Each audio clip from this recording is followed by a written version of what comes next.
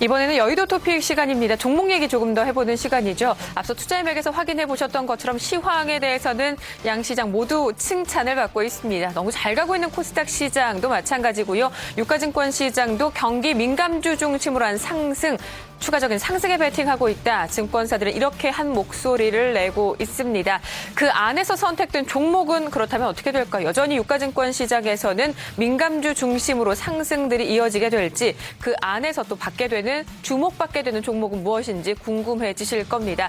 각 증권사들이 내놓은 신규 추천주 그리고 추천 제외주도 역시 놓치지 말아야 할 대목이죠. 먼저 이 부분들 확인해 보시고요. 또 객장에서는 실제 어떤 종목으로 오늘장을 맞이할 준비를 하고 있는지 확인해 보겠습니다. 먼저 오늘장 증권사들의 신규 추천주입니다. 화면으로 공개합니다.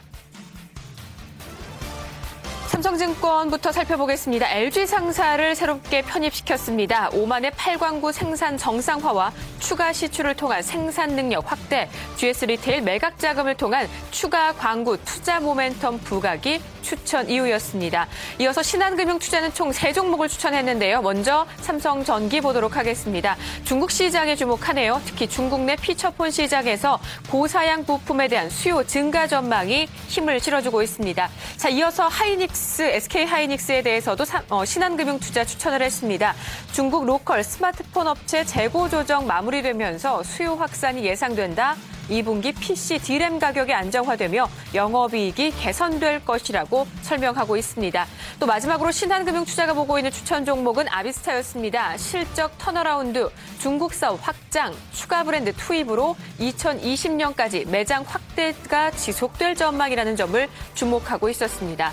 자, 이어서 우리투자증권의 신규 추천주도 확인하겠습니다. 파라다이스가 있네요. 중국인 VIP 방문객 증가를 주목하고 있고요. 외형과 수익성 확대 기대감 등이 주된 포인트입니다. 마지막으로 오로라도 눈에 띕니다. 올해 제작한 TV 애니메이션 방영을 앞둔 기대감이 바탕이 되고 있고요.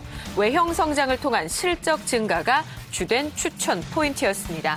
자, 이렇게 종목들 확인하셨습니다. 역시 앞서 투자의 맥에서도 그렇고 경기 민감주, 정확히는 대형 IT주에 대한 증권사들의 주목이 상당히 높구나 다시 한번 볼 수 있었습니다. SK하이닉스와 삼성전기, 특히 SK하이닉스가 조금 눈에 띕니다. 그런데요, 그 속내를 조금 더 들여다보면요. 1분기가 아니라 2분기에 조금 더 초점을 맞추고 있다는 점, 이 부분 역시 시기적인 부분에서 상당히 중요한 타이밍일 것 같습니다. 어제 큰 폭의 상승을 보였고요. 27,000원대까지 올라섰습니다. 오늘 이 추천 포인트로 인해서 얼만큼 더 힘을 받게 될지 중요한 포인트가 되지 않을까 생각이 듭니다.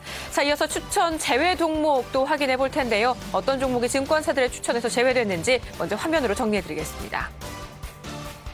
자, 첫 번째 종목 삼성증권은 일양약품을 추천해서 제외시켰습니다. 단기 급등에 의한 수익 실현이 이유고요. 다음으로 신한금융투자는 세아베스틸과 LG 디스플레이를, 또 우리투자증권에서는 SK이노베이션과 기아차를 추천해서 제외시켰습니다. 자, 마지막으로 한양증권도 보겠습니다. 삼성물산 그리고 역시 LG 디스플레이도 추천해서 제외시킨 상황입니다. 자, 종목들 살펴보셨지만 역시 IT의 주목은 주목인데 LG 디스플레이가 두 곳의 증권사에서 추천이 제외됐습니다. 최근에 갖은 악재 속에서도 그래도 하단 지지도 보여주고 추가적으로 반등하려는 의지까지는 있는데, 최근에 보셨던 것처럼 일정 가격대 이상을 넘어서지 못하는 한계를 보여주고 있는 LG 디스플레이 상황입니다. 어제 장에서도 대형 IT주 가운데 유일하게 약세로 마감이 됐는데요. 오늘 역시 추천 제외가 추가적인 하락 요인으로 작용하게 될지 여부, 아니면 전체 뉴욕 증시 상승의 힘을 조금 더 받게 될지, 수급적인 내용까지 함께 체크해 봐야 할 포인트 아닌가 싶습니다. 이렇게 해서 신규 추천주와 추천 제외 종목 확인하셨는데요. 이 안에서 객장에서도 역시 관심을 두고 보는 종목들이 있을까요? 실제 객장에서 오늘장을 준비하는 종목은 무엇인지 확인해 보는 시간입니다. 오늘은 조금 멀리 가네요. 현대증권 부굴산 지점의 정광남 과장 만나보겠습니다. 과장님 안녕하세요. 네, 안녕하세요. 정광남입니다. 네, 반갑습니다. 네. 네, 오늘 어떤 종목 객장에서 보고 준비하고 계시는지 궁금합니다. 종목명부터 확인해 주시죠. 네, 오늘 지금 소개해드리는 종목은 코나이라는 종목입니다. 네. 코나이는 스마트카드 핵심 기술인 그 자바 오픈 플랫폼 기반의 IC 칩 OS를 자체 개발, 제조, 판매하는 스마트 카드와 관련된 토탈 솔루션을 제공하는 업체입니다. 현재 코나라는 자체 브랜드를 런칭해 금융의 IC 칩 카드, 또 이동통신용 유심 카드, 후불 하이패스 카드, 또 전자보건증, 전자여권, 또 스마트 카드 매니지먼트 시스템 등의 이런 사업들을 영위하고 있습니다. 매출 구성을 살펴보면 코나 카드, 콤비 카드, 통신 카드가 71.85%, 또 이런 스마트 카드 외의 비중이 24.7%로 글로벌 경기 불황에도 스마트 카드 시장은 지속적으로 성장하고 있기 때문에 우호적인 영업 환경이 전개되고 있는 중입니다. 동사의 실적은 4년간 꾸준한 성장을 보이고 있고요. 2012년 영업 실적은 매출액 1,435억 원, 당기순이익은 219억 원, 영업이익률은 19.4% 예상이 되고 있습니다. 코나아이는 글로벌 스마트 카드 시장 확대에 따른 수혜가 예상이 되고 있는데요. 경기 불황으로 품질 대비 높은 가격 경쟁력이 부각되면서 거래 지역과 거래차가 확대가 되고 있습니다. 특히 중국과 미국으로의 매출 확대에 주목을 하고 있습니다. 올해부터 중국을 필두로 글로벌 스마트 카드 시장은 연간 10% 이상 성장이 예상되고 있는데요.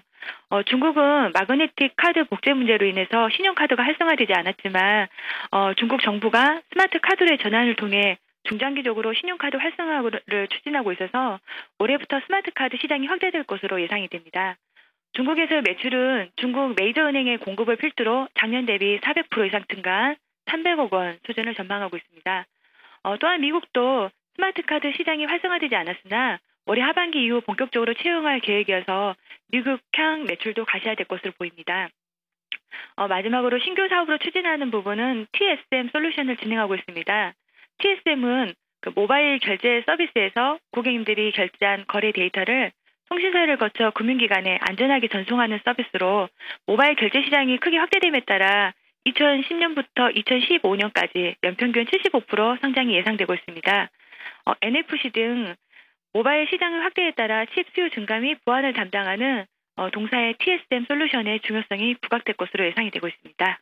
말씀하신 스마트카드 관련 종목, 나도 최근에 중국주다라고 손을 번쩍 들었던 기억도 나고 있는데요. 1월에 한 23,100원인가요? 신고가 경신하고 일단 그 언저리에서 움직임은 지속되고 있습니다. 가격, 전략, 매수가, 목표가 어느 정도 보고 계세요?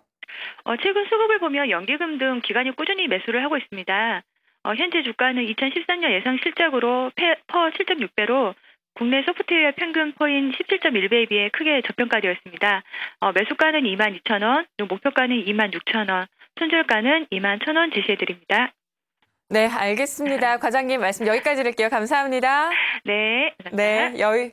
여의도 토픽이었습니다. 현대증권 부굴산 지점의 장광남 과장과 함께 코나이 살펴봤네요.